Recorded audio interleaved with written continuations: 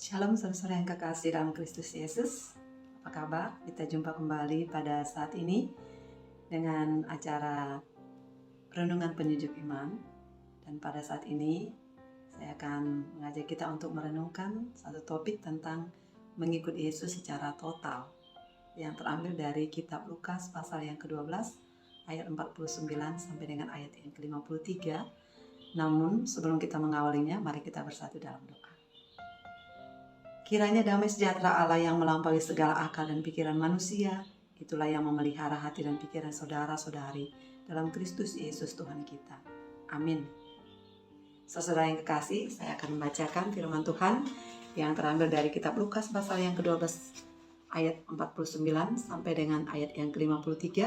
Kita akan membacanya dan saya akan membacakannya buat saudara-saudara. Demikian firman Tuhan. Aku datang untuk melemparkan api ke bumi, dan betapakah aku harapkan api itu telah menyala. Aku harus menerima baptisan, dan betapakah susahnya hatiku sebelum hal itu berlangsung. Kamu menyangka bahwa aku datang untuk membawa damai di atas bumi? Bukan, kataku kepadamu, bukan damai, melainkan pertentangan. Karena mulai dari sekarang akan ada pertentangan antara 5 orang di dalam satu rumah, 3 melawan 2 dan 2 melawan 3. Mereka akan saling bertentangan, ayah melawan anaknya laki-laki dan anak laki-laki melawan ayahnya, ibu melawan anaknya perempuan dan anak perempuan melawan ibunya, ibu mertua melawan menantunya perempuan dan menantu perempuan melawan ibu mertuanya. Saudara yang kekasih dalam Kristus Yesus, ketika kita berbicara tentang mengikut Yesus secara total, kita akan mengingat bahwa pada pasal sebelumnya Tuhan Yesus sudah memberikan apa saja yang harus kita miliki, tahu apa saja yang harus kita penuhi sebagai syarat-syarat mengikut Yesus. Ya, kita tahu ada 3 ya. Yang pertama, menyangkal diri, lalu yang kedua, memikul salib, dan yang ketiga, mengikuti Yesus. Nah, ketika kita berbicara tentang menyangkal diri, sebenarnya itu sama artinya dengan menolak, ya, atau tidak menuruti diri kita sendiri, tidak membenarkan diri sendiri. Dan mengapa kita harus menyangkal diri dalam mengikuti Yesus? Tentu kita akan melihat satu kenyataan bahwa seringkali kita sulit untuk memilih mana yang harus kita dahulukan dalam hidup ini. Kepentingan diri sendiri atau kepentingan Yesus? Kepentingan diri sendiri atau kepentingan pelayanan? Kita masih sulit dan bahkan sangat sulit untuk mengutamakan kepentingan Yesus daripada kepentingan diri kita sendiri. Contoh, kalau pada hari Minggu bersamaan dengan jam ibadah, lalu kemudian ada orang yang mengajak kita untuk jalan-jalan, kita akan sulit untuk menentukan antara ibadah dan jalan-jalan, bukan? Apalagi kalau ada orang yang mengajak kita ke mall dan orang itu berencana mau membelikan kita sesuatu yang sudah lama ingin kita miliki. Nah, tentu kita sulit untuk memutuskan apakah kita pergi ke gereja untuk beribadah atau kita pergi ke mall untuk mendapatkan apa yang sudah lama kita inginkan. Dan biasanya kebanyakan akan memilih ke mall, bukan? Apalagi kalau mau dibelikan sesuatu yang sudah sangat lama kita ingin kita miliki. Dalam mengikuti Yesus, keegoan kita memang harus kita buang. Ya, kepentingan Yesus harus di atas kepentingan kita. Itulah menyangkal diri. Nah, saudara-saudara yang kekasih, menyangkal diri yang dimaksud di sini itu juga sebenarnya sama artinya dengan mengasihi Tuhan Allah dengan segenap hati, dengan segenap jiwa, dengan segenap kekuatan, dengan segala sesuatu yang kita miliki. Ya, mengasihi Yesus secara totalitas, itulah maksudnya ketika kita menyangkal diri, ya. Yesus mengatakan jika kita mengasihi Dia, kita akan menuruti dan melakukan segala perintahnya, bukan? Sebaliknya, setiap orang yang tidak mau menuruti dan melakukan perintah Yesus, tentu itu artinya dia tidak mengasihi Yesus. Kasih yang totalitas kepada Yesus tidak menyayangkan nyawanya. Ya. Apa gunanya, kata Yesus, kita memperoleh segala sesuatu di dunia ini, tetapi kita kehilangan nyawa kita, ya. Lalu kemudian tetapi kalau kita kehilangan nyawa kita karena Kristus, tentu kita akan memperolehnya lagi. Ya, itulah menyangkal diri. Jadi menyangkal diri itu artinya mengasihi Tuhan Allah dengan secara totalitas. Nah, yang kedua syarat mengikuti Yesus itu adalah memikul salib. Saudara yang kekasih, ada apa dengan salib? Ya, memikul salib selalu kita artikan dengan penderitaan. Ya, salib itu selalu kita identikan dengan penderitaan. Ya, nah ketika kita dikatakan harus memikul salib, kita berasumsi bahwa kita harus menderita, sama seperti Yesus. Ketika ada orang Kristen yang mengalami banyak tantangan, seringkali kita mengatakan, pikullah salibmu. Ya, tantangan hidup yang kita hadapi ketika mempertahankan iman kita untuk mengikuti Yesus, sering kita pahami sebagai salib yang harus kita pikul. Tetapi bicara tentang salib, saudara-saudara yang kekasih, salib itu bukanlah hanya persoalan penderitaan Yesus. Bukan hanya penderitaan saja, saudara-saudara yang kekasih.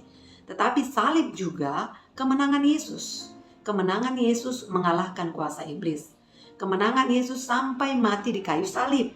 Nah, salib itu juga menggambarkan tentang kebangkitan dan kemenangan Yesus.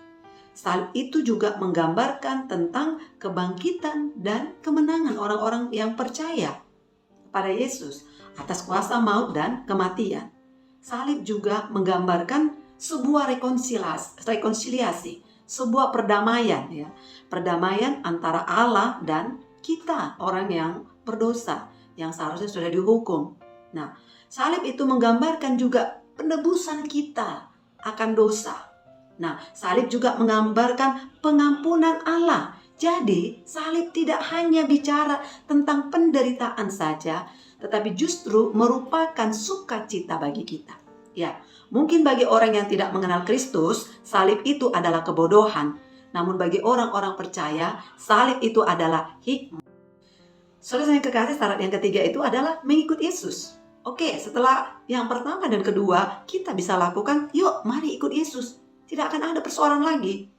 Setelah kita melakukan dua hal yang kita sebutkan tadi, pastikan bahwa saudaralah pengikut Yesus yang sejati, ya, yang setia sampai pada akhirnya. Mengikut Yesus artinya tentu mengikuti jalannya, mengikuti jejaknya, menuruti segala perintahnya, menjadi seorang murid yang setia. Tentu dalam perjalanan iman kita, saudara-saudara yang kekasih, akan ada banyak tantangan dan hambatan yang akan kita hadapi. Namun ketika kita mengikuti Yesus, maka akan dapat kita hadapi semuanya itu, semua tantangan dan hambatan itu dengan sukacita. Nah, oleh karena itu saudara yang kekasih dalam Kristus Yesus, salib itu, memikul salib, menyangkal diri, dan seterusnya, itu bukan lagi sesuatu yang menjadi persoalan bagi kita, ya, karena kita sudah memahami bahwa mengikut Yesus itu adalah suatu sukacita yang besar bagi kita. Jadi kalau saudara-saudara mengikut Yesus itu dan menghadapi banyak tantangan, itu tidak menjadi lagi duka cita, tidak menjadi sesuatu yang memberatkan lagi, tetapi itu menjadi sesuatu yang membawa sukacita. Nah, tetapi kemudian pada firman Tuhan sudah kita baca tadi, saudara yang kekasih, Yesus memberitahukan kenyataan yang sebenarnya tentang apa yang akan dihadapi oleh para pengikut Yesus dalam perjalanan imannya. Ya. Kedatangan Yesus adalah waktunya mengambil keputusan. Ketika Yesus mengatakan, aku datang untuk melemparkan api ke bumi, dan betapakah aku harapkan api itu telah menyala. Nah, kedatangan Yesus adalah waktunya mengambil keputusan. Ya, kata api itu kita dapat pahami sebagai tanda kemuliaan. Tanda kemuliaan Allah yang telah ada untuk menyucikan serta memurnikan semua orang. Ya, jadi ketika api itu sudah datang, maka sekarang giliran kita untuk memutuskan maukah kita dimurnikan, maukah kita disucikan. Ya, jadi kalau kita memutuskan untuk mengikuti Yesus, artinya kita mau dibentuk. Ya, kita mau dimurnikan demi untuk kemuliaan Kristus. Jadi ungkapan ini dimaksudkan sebenarnya merupakan memaknakan satu ekspektasi kehadiran Yesus sebagai perwujudan eskatologis yang imanen. Jadi saudara yang kekasih, setiap orang harus mengambil keputusan agar masuk dalam sejarah keselamatan yang dikerjakan oleh Allah dalam Yesus Kristus. Api kemuliaan Allah telah ada di tengah-tengah manusia dan telah menyala. Kedatangan Yesus menimbulkan situasi krisis. Itulah yang kedua yang dapat kita maknai dari firman Tuhan ini. Kedatangan Yesus ternyata menimbulkan situasi krisis. Suatu krisis dan penderitaan tentang akibat dari keputusan yang sudah kita ambil. Ya, pelayanan Yesus dimulai dengan penderitaan akibat penolakan manusia dan diakhiri dengan penderitaan akibat ketidakpercayaan manusia. Krisis terjadi pada setiap orang yang telah mengambil keputusan untuk mengikut Kristus dalam penderitaan dan kebangkitannya. Keputusan mengikut Yesus mengakibatkan terjadinya perlawanan dan perselisihan. Dikatakan di sini antara 5 orang di dalam satu rumah, 3 melawan 2 dan 2 melawan 3. Akan terjadi situasi saling bertentangan. Antara ayah melawan anaknya laki-laki dan anak laki-laki melawan ayahnya. Ibu melawan anaknya perempuan dan anak perempuan melawan ibunya. Ibu mertua melawan menantunya perempuan dan menantu perempuan melawan ibu mertuanya. Tentu ini juga merupakan suatu gambaran situasi yang ada ketika itu memang, di mana situasi ketika itu ada ketegangan-ketegangan dan konflik sosial yang terjadi di sekitar Yesus ketika itu. Antara orang-orang Yahudi dan orang-orang non-Yahudi, antara masyarakat perkotaan dan masyarakat pinggiran kota, antara orang kaya dan orang miskin, pemerintah Romawi dan rakyat yang diperintah, antara kekristenan dan pemerintah ketika itu, dan banyak lagi pertentangan yang lain. Nah, lalu apakah kedatangan Yesus menjadi sumber pertentangan atau sumber damai? Siapa yang menyangka bahwa kedatangan Yesus sebagai sumber damai? Dan siapa pula yang menyangka bahwa kedatangan Yesus sebagai sumber pertentangan? Tentu pada kedua pilihan ini pasti ada orang-orang yang berprasangka bahwa kedatangan Yesus itu ada membawa pertentangan, ada membawa perdamaian. Nah, tetapi siapa mereka itu? Siapa mereka yang menyangka itu? Orang-orang menyangka bahwa Yesus datang sebagai sumber perdamaian. Tetapi Yesus katakan, bukan damai, melainkan pertentangan. Artinya Yesus adalah sumber damai. Dan sebagai sumber damai, ia tidak akan berubah oleh situasi apapun. Yesus adalah damai itu sendiri. Dan damai itu adalah tetap. Ia tidak akan berubah kalaupun ada orang yang menolak atau menerimanya. Damai itu akan menjadi pertentangan ketika ada orang yang menolaknya. Tetapi damai itu akan tetap damai walaupun ada orang yang menerimanya. Oleh karena itu, sumber damai itu adalah Yesus. Karena dialah damai itu yang sesungguhnya. Jika orang yang menerima damai itu membawa Yesus kepada orang tua, atau keluarga, atau saudara-saudara, atau teman-teman, tetapi mereka menolaknya, maka damai itu akan membawa pertentangan bagi orang yang membawa damai tersebut. Disitulah arti yang sebenarnya. Jadi sesungguhnya respon orang yang menerima Yesus itulah yang membuatnya menjadi sumber damai atau sumber pertentangan. Oleh karena itu saudara yang kekasih, apa artinya kalau dikatakan mengikut Yesus secara total? Mengikut Yesus itu sama artinya dengan menjadi murid Yesus. Ketika Yesus memanggil murid-muridnya, ia mengatakan, ikutlah aku. Mengikut Yesus artinya menjadi murid Yesus. Menjadi murid Yesus atau mengikut Yesus merupakan suatu proses yang terus-menerus dalam hidup para murid. Murid-murid Yesus menanggapi panggilan dari Tuhan yang mengambil inisiatif terlebih dahulu melalui pemuritan, yaitu proses untuk mengikut Yesus. Yesus adalah seorang guru yang benar-benar mengenal masing-masing pribadi murid-muridnya. Sehingga dia paham betul bagaimana mendidik murid-muridnya dengan memberi instruksi, kapan harus membangun kesadaran para murid, kapan harus membangkitkan semangat mereka, kapan harus menegur dengan keras, maupun meluruskan pandangan-pandangan dan sikap para murid-murid yang menurut Yesus kurang benar, kurang patut. Yesus benar-benar menghendaki supaya mereka mengikutinya secara total. Ya, total, totalitas, keseluruhan. Jadi seluruh hidupnya mengikut Yesus. Nah, seorang murid atau pengikut Yesus itu tentunya akan berjalan di jalan yang sama dengan jalan yang dilalui oleh Yesus. Akulah jalan, kata Yesus. Akulah kebenaran dan hidup. Tidak ada seorang pun yang sampai kepada Bapa kalau tidak melalui aku. Nah, seorang murid tentu harus dengan pimpinan Roh Kudus mengikuti jejak langkah itu. jejak langkah yang sudah Yesus tunjukkan itu. Tunduk kepada perintah-perintahnya dan menjauhi segala larang-larangannya. Nah, mengikut Yesus secara total itu berarti meneladani Yesus, ya, dengan sungguh-sungguh meneladani Yesus. Tentu apa yang dilakukan Yesus itu yang dilakukan oleh seorang pengikut Yesus. Menjalani hubungan yang mendalam dengan Kristus. Nah, itu sebabnya sebagaimana yang sudah Yesus katakan kepada murid-muridnya untuk tinggal di dalam Dia. Dan Yesus katakan, jika tidak tinggal di dalam Kristus, maka kita tidak akan dapat melakukan apa-apa.